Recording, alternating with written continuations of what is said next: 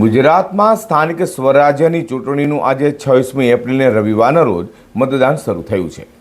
સુરત મહાનગરપાલિકાના 30 વોર્ડની 120 બેઠક માટે સવારે 7 વાગ્યાથી શરૂ થયેલા મતદાનમાં મતદાન કરવા મતદારોમાં ઉત્સાહ જોવા મળ્યો હતો।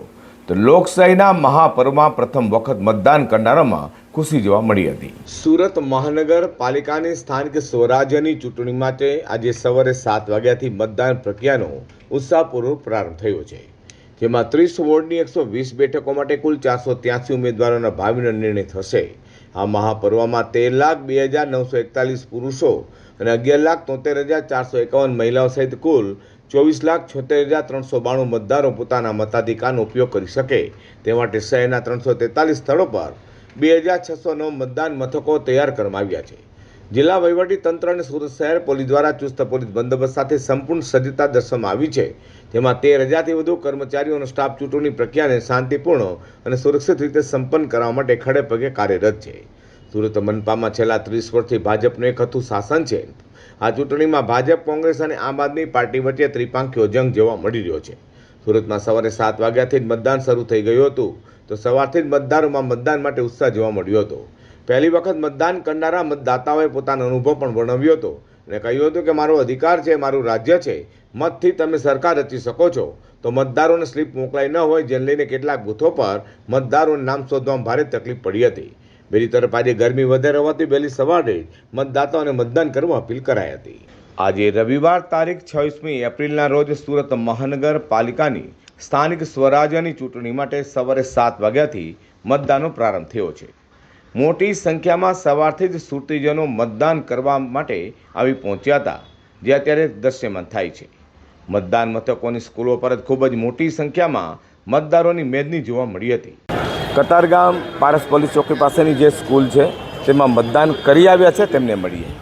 જી, મતદાન કરી લીધું કાકા? હા ભાઈ। કેવો માહોલ છે? હજી ધીરે ધીરે તાપ વધી રહ્યો છે? તાપના હિસાબે અત્યારે તો મધ્યમ છે, પણ મતદાન તો લોકો કરશે। બીજો શું સંદેશો છે તમારા? સંદેશો શું, આ શહેરનો વિકાસ કરે, ભાઈઓ આવે અને બધી સુવિધા છે, પણ હજી વધારો કરે એવી અમારી બધાની ભાવના। જી, આપનું નામ? નીલમ ત્રિવેદી। હા, મેં વોટ કર્યો છે, પણ ખરેખર એ વ્યક્તિને જ કર્યો છે જે સારું કામ કરી શકે છે, એને મેં આપ્યો છે વોટ। કયો વિસ્તાર છે આ? કતારગામ, હાજી, પ્રભુનગર। હા, 96। તમે મતદાન કર્યું છે? હા, મતદાન કર્યું છે ને। હા, મતાધિકારનો ઉપયોગ થઈ ગયો છે? મિત્રો, સુરત મહાનગરપાલિકાના વોર્ડ નંબર 6 કતારગામ વેડ રોડ વિસ્તારની અંદર છીએ। અહીંયા મતદાતાઓ મત દઈને આવી ગયા છે, ત્યારે બધાએ નિશાની દેખાડીને પોતે વોટિંગ કર્યું છે। આવો આપણે મળીએ મતદારોને। કે આપનું નામ? વિમલ સરવૈયા। વિમલભાઈ, કેવું લાગી રહ્યું છે? બહુ સારા માહોલમાં અને સારી રીતે ઇલેક્શનમાં આપણે વોટિંગ કરીએ અને દેશને સારા વ્યક્તિને જીતાડી, જે આપણું કાર્ય કરી શકે એવા વ્યક્તિને વોટ આપી અને જીતાડીએ એવી આશા રાખીએ। હા જી, આપનું નામ? ડિમ્પલ સરવૈયા। હા, કેટલામી વખત મતદાન કર્યું છે? લગભગ જ્યારે ચૂંટણી થાય ત્યારે મતદાન કરવાનું છે। કેવું લાગે છે આજે ખૂબ મતદાન સરસ કર્યું? ને ખૂબ આનંદ થાય છે કે ચલો ભવિષ્ય સારું હશે આપણું। હા જી, આપનું નામ? પટેલ પ્રેમલ। હા, મતદાન કરી આવ્યા છે? હા। એ તો તમારા ચહેરા પર ખુશી છે, દેખાઈ રહી છે।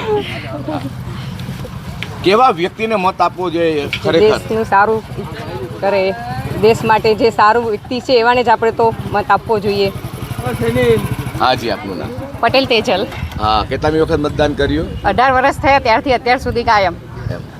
શું કહો છો, જે રીતે આપણે મતદાનની પ્રક્રિયા ચાલી રહી છે એમાં? બહુ સરસ, સગવડ બી બહુ સારી છે અને એટલી શાંતિથી અને એકદમ વ્યવસ્થિત રીતના એ લોકો આપણને ગાઈડ પણ સરસ કરે છે અને બહુ સરસ સપોર્ટ આપે છે બધા। મિત્રો, જેને મતદાન પહેલી વખત પોતાની લાઈફમાં કર્યું છે, 18 વર્ષ પૂર્યા થયા ત્યાર પછી આપણે તેમને મળીએ। જી નમસ્કાર, આપનું નામ? મારું નામ દેવીય લંગાલિયા છે। મેં પહેલી વખત મતદાન કર્યું છે અને મેં એવા વ્યક્તિને મત આપ્યો છે કે જે સાચું આપણા શહેરનું, આપણા દેશનું હિત ઈચ્છે। કેવું લાગી રહ્યું છે? અરે ખૂબ જ સરસ ને ખૂબ જ ખુશીનો માહોલ છે મતદાન આપીને। કેટલા સમયથી તમે વિચાર કરતા હું પહેલું મતદાન કરું? હું 2 થી 3 વર્ષથી ખૂબ જ વિચાર કરતો હતો કે હું પહેલું મતદાન કરું। હા જી, આપનું નામ? વેકરી આશવી. હા, પહેલી વખત મતદાન કર્યું? હા, હા, શું કહો તમને અત્યારે? મને તો બહુ જ ખુશી થઈ રહી છે કે મેં ફર્સ્ટ ટાઈમ મતદાન કર્યું છે અને મેં એવા વ્યક્તિને વોટ આપ્યો છે કે જે આપણા શહેરનું સારી હિત કરી શકે. ઓકે. આમ કેટલા સમયથી વિચારતા હતા કે હું મતદાન કરવા જાઉં? ઘણા સમયથી એવું વિચાર હતો કે હવે હું ક્યારે મત આપી શકું તેવડી થઈશ, પણ હવે થઈ ગઈ છું કે મેં આપી દીધો છે. Thank you. આપનું નામ? કાવ્ય સરવૈયા. કાવ્યા, મત આપ્યો?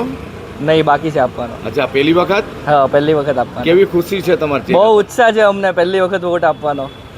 અમે આ રાષ્ટ્રનું બધું સારું કામ થાય એને જ વોટ આપીશું અમે. કેટલા સમયથી રાહ જોઈ રહ્યા હતા વોટિંગ માટેનું? 2-4 વર્ષથી રાહ જોઈ રહ્યા હતા કે ક્યારે 18 વર્ષ પૂરા થાય? હા. અચ્છા. હાજી, આપનું નામ? હું નીતિનભાઈ ઘાયલ, હા. અડાજણ રાંદેર ગોરાડ વોર્ડ નંબર 11માંથી શ્રી હરિહર પાર્ક માટે આવું છું. આટલી ગરમીને છતાં મતદાન તો કરવું જ જોઈએ, કારણ કે મતદાન કરવો એ આપનો અધિકાર છે અને હક છે, એટલે અવશ્ય મતદાન કરવું જોઈએ. સારા ઉમેદવાર અને સારી પાર્ટીઓ જોઈને આપણે વોટ કરવું જ જોઈએ, એ અમારી ફરજ છે.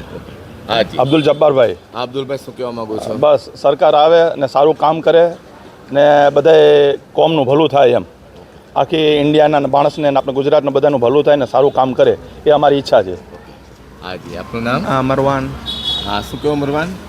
કંઈ નહીં, આપણું રાઈટ છે ઇલેક્શનમાં વોટ કરવું, અને એ જ કે આપણે વોટ કરીએ અને જે પાર્ટીને જીતાવવું હોય જીતાય, બટ એ કે આપણા સિટી માટે સારું કરે, આપણા લોકો માટે સારું કરે, આપણા દેશ માટે સારું થાય. ફેમિલી આવ્યા છો? હા, ફૂલ ફેમિલી આવે છે. સવારે આવીને ગયા, મારા દાદી ચાલી નથી શકતા તો બી આવ્યા છે.